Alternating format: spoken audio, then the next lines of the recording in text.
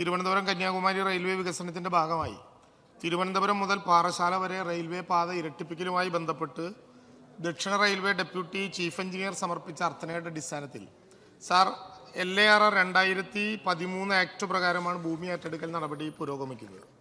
Sir, ഭൂമി ഏറ്റെടുക്കൽ നടപടികൾ 3 റീച്ചുകളായി തിരിച്ച് 3 സ്പെഷ്യൽ തഹസിൽദാർ ഓഫീസുകൾ മുഖാന്തരമാണ് സ്വീകരിച്ചു വരുന്നത്. ഭൂമി വിട്ടുകിട്ടുന്നവർക്ക് LARR ആക്ട് 2013 സെക്ഷൻ 26 മുതൽ 30 പ്രകാരമാണ് നഷ്ടപരിഹാരം സാധാരണ നിശ്ചയിക്കുക. ഭൂമിയുടെ കമ്പോള വില നിശ്ചയിക്കുന്ന രീതി LARR ആക്ട് 2013 സെക്ഷൻ 26 പ്രകാരമാണ്. സാർ, എല്ലാവരും സഭയിൽ അറിയാൻ വേണ്ടി ഞാൻ സൂചിപ്പിക്കുകയാണ് വീണ്ടും. കമ്പോള വില തീരുമാനിക്കുന്ന പ്രാഥമിക വിജ്ഞാപനം 11 പുറപ്പെടുവിക്കുന്ന തീയതിയാണ് എന്ന് നേരത്തെ നിയമത്തിൽ തന്നെ വ്യക്തമാക്കിയിട്ടുണ്ട്.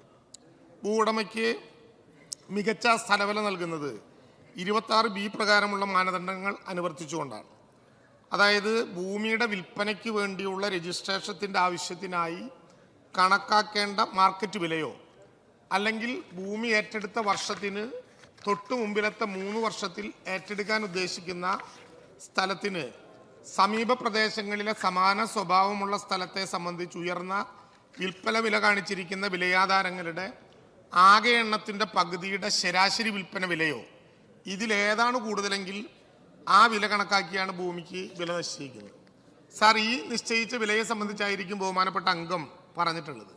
സാർ, LARR 2013 ആക്ടും 1894 ലാൻഡ് അക്വസിഷൻ ആക്ടും തമ്മിൽ അജഗജാന്തര വ്യത്യാസമുണ്ട്. സാർ, ഇവിടെ നിശ്ചയിക്കപ്പെടുന്ന കമ്പോള വിലയുടെ അടിസ്ഥാനത്തിൽ നഗരപ്രദേശത്ത് നിന്നുള്ള ദൂരത്തെ അടിസ്ഥാനമാക്കിക്കൊണ്ട് ഗുണിക്കുന്ന തുക ഏറ്റെടുക്കുന്ന തുകയാണ് പിന്നെ കണക്കാക്കുക. സാർ, നഗരത്തിൽ നിന്ന് 10 കിലോമീറ്റർ അകലെയാണെങ്കിൽ നിശ്ചയിച്ച വിലയുടെ 1.2%, 20 കിലോമീറ്റർ അകലെയാണെങ്കിൽ 1.4%, 30 കിലോമീറ്റർ അകലെയാണെങ്കിൽ 1.6%, 40 കിലോമീറ്റർ അകലെയാണെങ്കിൽ 1.8%, 40 കിലോമീറ്ററിനേക്കാൾ കൂടുതലാണെങ്കിൽ നേരത്തെ പറഞ്ഞതനുസരിച്ച് 26B പ്രകാരം കണക്കാക്കിയ ഭൂമിയുടെ ഇരട്ട വിലയായിരിക്കും നമുക്ക് ലഭ്യമാകുക. അതുകൊണ്ട് തീർന്നില്ല സാർ, ആ ഭൂമിയിലുള്ള എല്ലാ സ്ഥാവരജംഗര വസ്തുക്കളുടെയും മറ്റാസ്തികളുടെയും വില കണക്കാക്കും, അവിടെയുള്ള വൃക്ഷങ്ങളുടെയും സസ്യങ്ങളുടെയും മൂല്യം കണക്കാക്കും.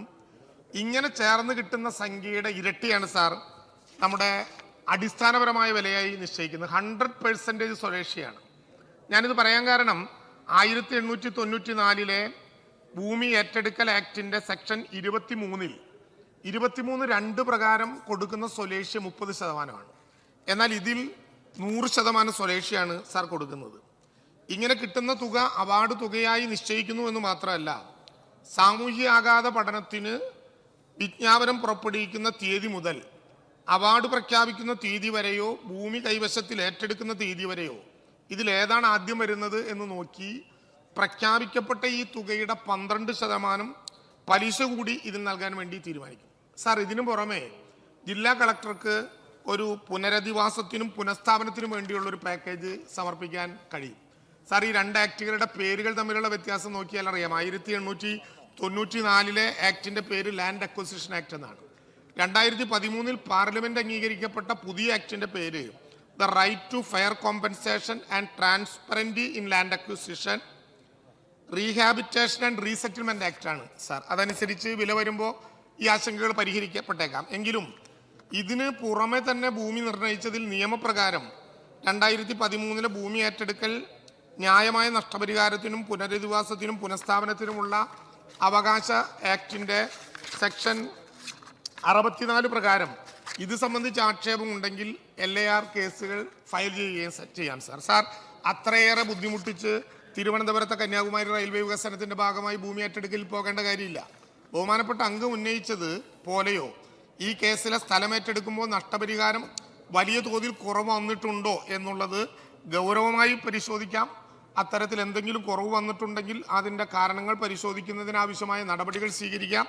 ഇതിനും പുറമെ ബഹുമാനപ്പെട്ട അംഗം സൂചിപ്പിച്ച ഈ പ്രശ്നം MLAയുടെ സാന്നിധ്യത്തിൽ ഈ മാസം തന്നെ ഒരു യോഗം വിളിച്ച് ആശങ്കകൾ പരിഹരിച്ച് ആവശ്യമായ നടപടി സ്വീകരിക്കുന്നതിന് വേണ്ടി ഇന്ന് തന്നെ തിരുവനന്തപുരം ജില്ലാ കളക്ടറെ ചുമതലപ്പെടുത്തുകയും ചെയ്യാം എന്ന് ബഹുമാനപ്പെട്ട അംഗത്തെ അറിയിക്കുക.